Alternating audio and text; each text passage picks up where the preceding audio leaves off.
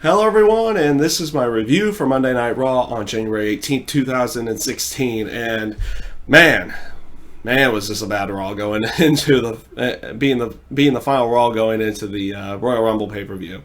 Just overall bad, not bad in every single segment. I'll go off and say segment I thoroughly enjoyed was the New Day segment right at the not at the beginning of the show, but like midway through the show. And setting up they were kind of setting up a match between them and Jimmy and Jey Uso for the tag titles, and they were going to get that one off of the ground. But the main aspect of the segment that I enjoyed about it was the funeral that they had for the trombone.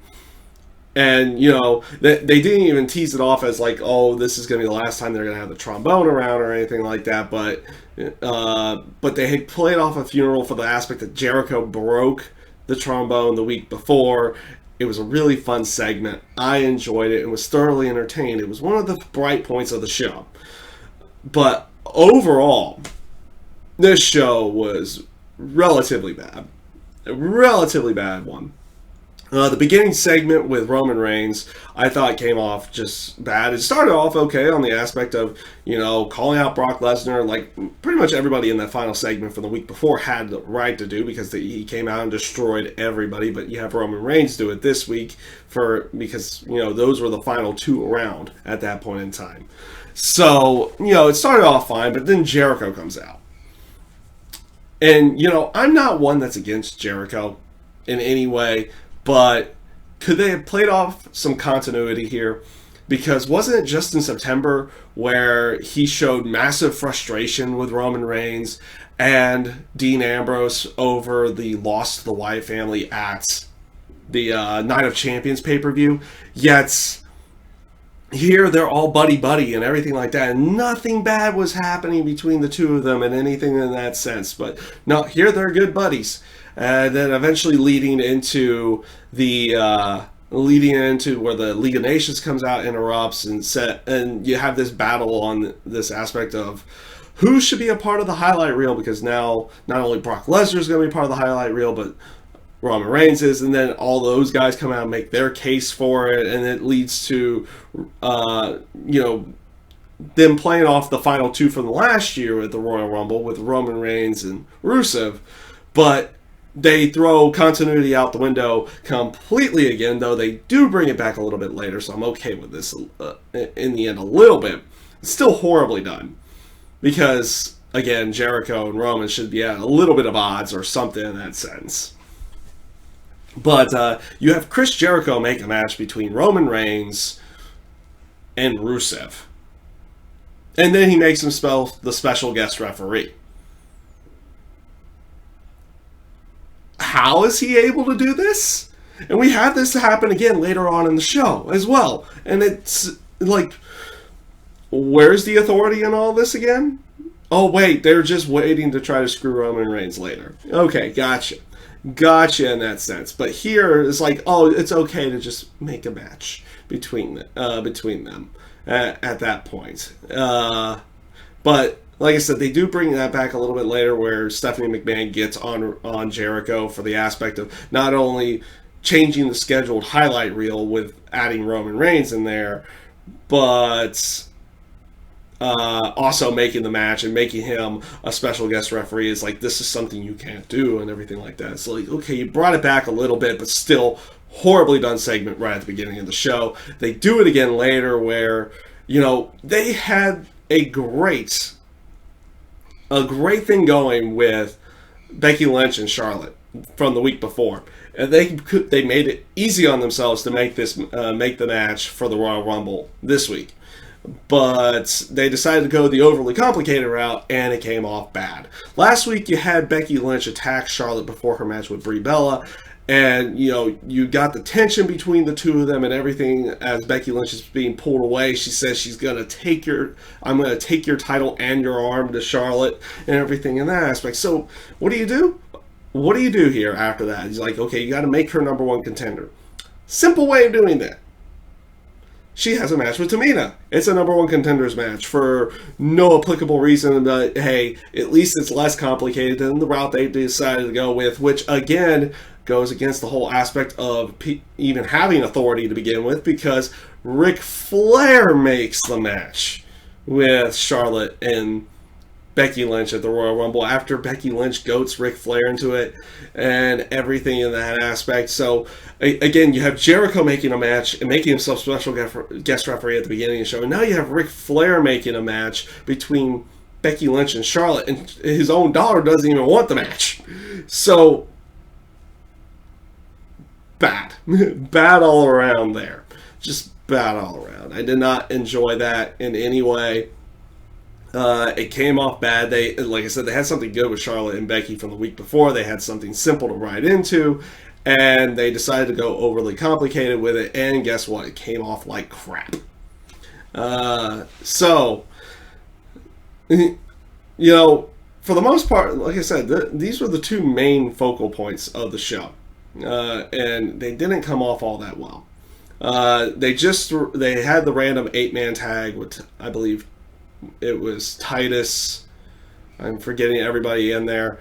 Titus, Mark Henry, Neville was in there. Tyler Breeze was in there as well. In the end, it just didn't come off all that good.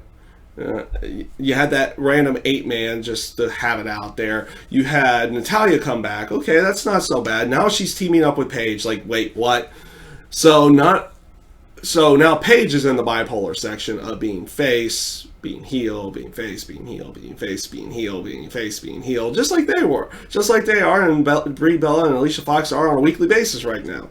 And it's like they're face, they're heel, they're face, they're heel, they're face, they're heel. I'm glad to see Natalya back. I'm hoping they try to do something with her, but I don't have high hopes on that side. The social outcast segment, welcome back to jobber status, guys. Right off the bat. Not bad promos at the beginning of the segment, but they're just there to get squashed by the Big Show. And like I said, welcome back to jobber status. Great segment. Not really. I would love to have seen them do a little bit more with those guys, but it looks. I'm hoping. I have some hope for after the Rumble, because obviously they're putting them in there for a few eliminations and everything like that. But I'm hoping for something afterwards.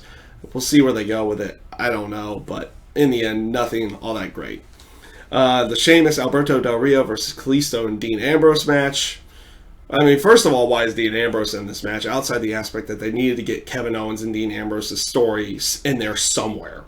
Overall, that match, not bad. Really good match. That was one of the few enjoyable segments overall, at least in terms of match quality. And I thought that was at least a lot of fun to watch in there.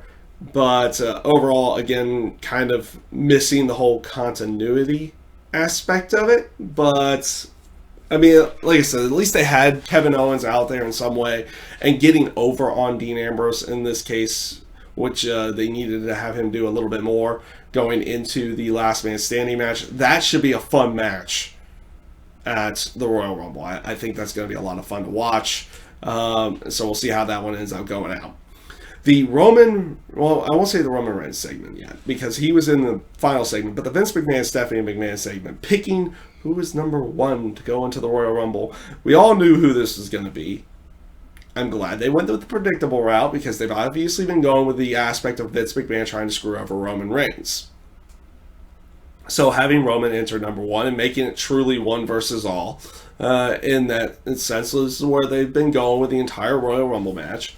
One versus all, making him start from the beginning and have to go all the way through. Good way of going. Force him to overcome the odds in some way. We'll see if they leave it for any kind of surprises for the Royal Rumble match, or if they decide, Roman Reigns start at the beginning, go all the way and win and everything like that, to get another one over on the bosses.